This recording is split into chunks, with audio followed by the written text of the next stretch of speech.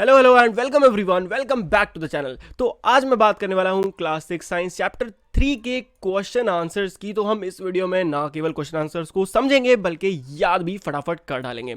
अगर अभी तक आपने चैप्टर नहीं भी पढ़ा है ना तो कोई दिक्कत नहीं, चिल रिलैक्स, इस वीडियो में सब कुछ मजे से हो जाने वाला है। ठीक है, तो चलो स्टार्ट करते हैं। अगर अभी तक आपने सब्सक्राइब नहीं करा सब्सक्राइब जरूर कर देना। तो स्टार्ट करने से पहले बता दूं, एनसीईआरटी क्वेश्चन बहुत बेकार से हैं इस चैप्टर के, तो हम फटाफट एनसीईआरटी के क्वेश्चंस को बस रीड करेंगे, आंसर बताऊंगा आपको और आपको लेके जाऊंगा सीधे एक्स्ट्रा क्वेश्चंस की तरफ। Okay, let's go. तो फटाफट देखते हैं पहला क्वेश्चन। पहले क्वेश्चन पूछ रहा है classify the following fibres as natural और सिंथेटिक। तो सबसे पहले भैया ये नेचुरल और सिंथेटिक क्या होता है? देख, कोई भी चीज़ जो नेचुरल मतलब हमें नेचर से मिलती है वो नेचुरल हो जाती है, और सिंथेटिक यानी कि जो हमने खुद इंसानों ने बनाई है बाय साइंस की मदद से। ठीक है, तो इन सबको हमको डिस्ट्रीब्यूट करना है। तो देखो भाई, नायलॉन में कौन कौन से आ गए? वूल, जो हमें कौन शीप से मिलती है, कॉटन का पेड़ होता है, जूट का पेड़ होता है, सिल्क हमें सिल्कवॉर्म से मिलता है, राइट। और बचे नायलॉन और पॉलिएस्टर, ये होते हैं सिंथेटिक फाइबर, यानी कि जो फैक्ट्रीज में बनते हैं या फिर हमने साइंस की मदद से इनको खुद बनाया है। नेक्स्ट क्वेश्चन है true false.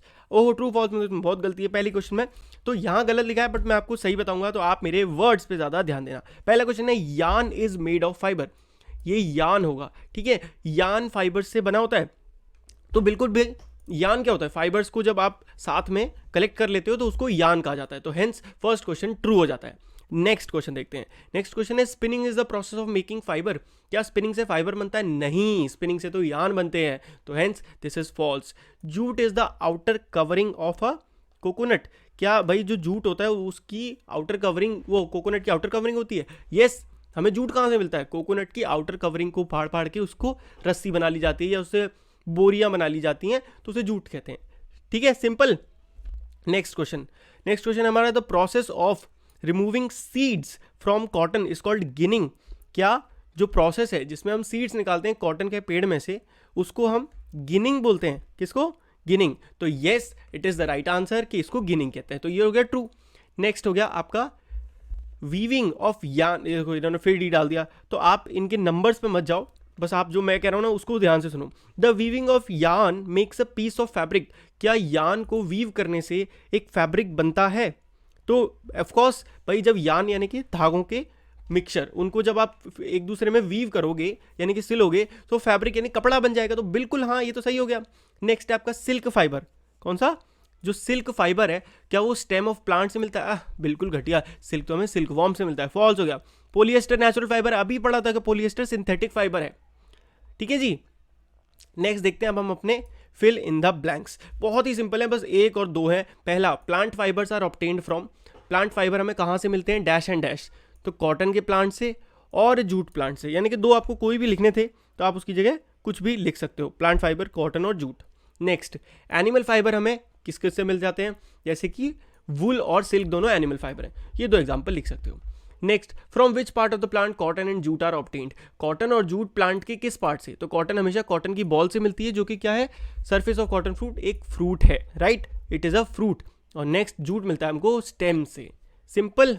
Okay, next, name the two items that are made from coconut fibre. Coconut fibre यानी कि जूट की जो वो निकलती है उससे बनी हुई कुछ चीज़ों के नाम बताओ। तो रस्सी बनती है और मैट्स बनती है, या फिर आप बैग कह सकते हो, समझ रहे हो ना, जिसे बोरी कहते हैं।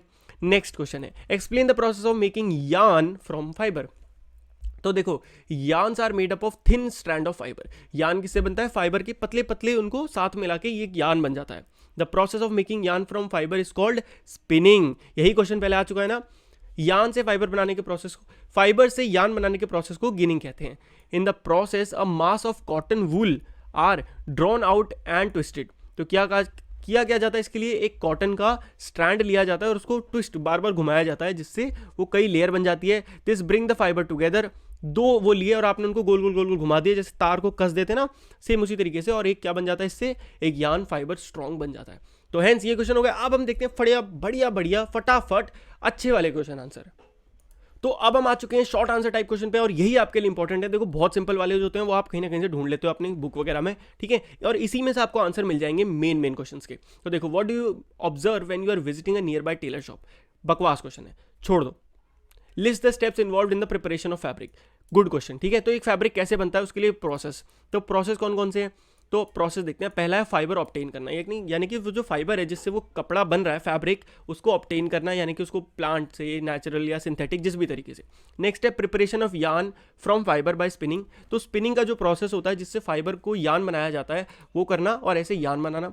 उसके बाद when 2 sets of yarn are involved, yarns are woven on looms to make a fabric. और उसके बाद जब आपके पास अलग अलग सेट हो जाते हैं यार्न के, मतलब बहुत तरीके के, तो आप उनको क्या करते हो, वूव करते हो, यानी कि सिलते हो एक दूसरे में, टू ऑन लूम। लूम कौन सी मशीन होती है जिसपे कपड़े बनते हैं, to make a fabric. When a single yarn is used the fabric is prepared.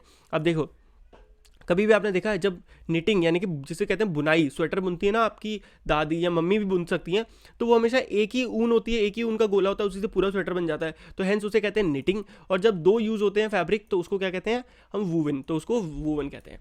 Simple. Next, natural fibre क्या होता है, एग्जाम्पल से समझाओ। The fibre obtained from plants and animals are called natural fibre. तो सारे ही वो फाइबर्स जो हमें प्लांट्स या एनिमल से मिलते हैं उनको हम कहते हैं नेचुरल फाइबर्स, यानी कि सिंपल जो नेचर से मिलते हैं। Example, cotton from cotton boll, jute from jute के plant, silk from cocoon of silkworm, और वूल मिलता है हमें hair of animals like sheep और गोट के हेयर से।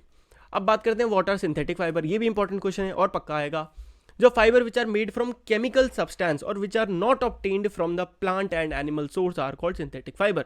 तो वो सारे फाइबर जो कि केमिकल सब्सटेंस से बनते हैं और नहीं मिल सकते हमें नेचुरल रिसोर्सेज जैसे कि एनिमल्स या फिर प्लांट रिसोर्सेज से, उन्हें कहते हैं सिंथेटिक फाइबर। एग्जाम्पल के तौर पर पोलिएस्टर, नायलॉन और एक्रिलिक। पोलिएस्टर, नायलॉन याद रखोगे, काम चल जाएगा, एक्रिलिक याद रखने की जरूरत नहीं है। Next, explain how jute is obtain from a jute plant. आओ समझते हैं जूट हमें कैसे मिलता है, जूट के प्लांट से। The jute plant is normally harvested at flowering stage. Jute plant को कब हार्वेस्ट यानी कि उसमें से जूट निकाला जाता है जब वो फ्लावर की स्टेज में होता है, जब उसमें फ्लावर आ रहे होते हैं। The stem of harvested plant are bundled and emerge in water 10 to 15 दिन। देखो क्या किया जाता है, स्टेम निकाल ली जाती है हार्वेस्टेड प्लांट की और उनको 10 से 15 दिन में इकट्ठा करके पानी में भीगने के लिए रख दिया जाता है।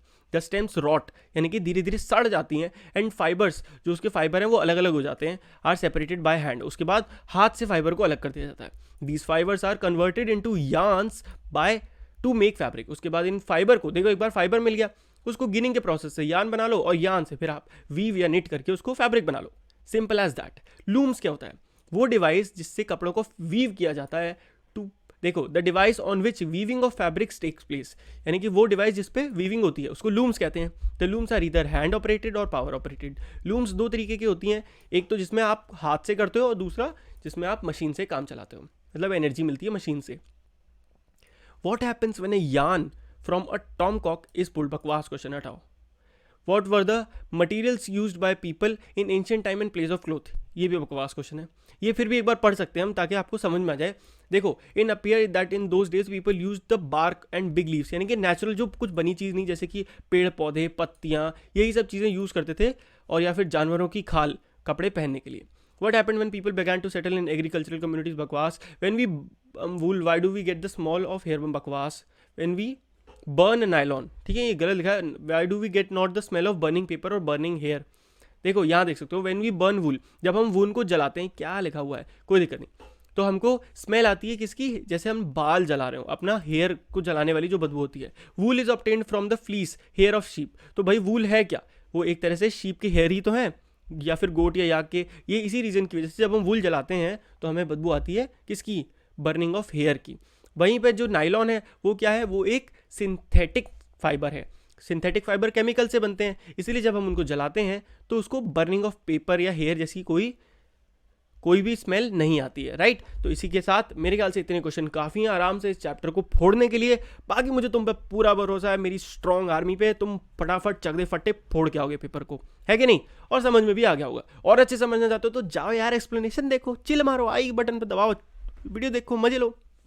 इसी के साथ इस वीडियो को करते हैं समाप्त, मिलते हैं आपसे नेक्स्ट वीडियो में। वीडियो अच्छी लगी होगी तो वीडियो को लाइक कर दो, चैनल को सब्सक्राइब कर दो, और ऐसी अमेजिंग वीडियोस देखने के लिए बेल आइकन भी फटाफट ऑन कर दो। नेक्स्ट वीडियो मिलते हैं, bye bye, take care and पढ़ते रहिए।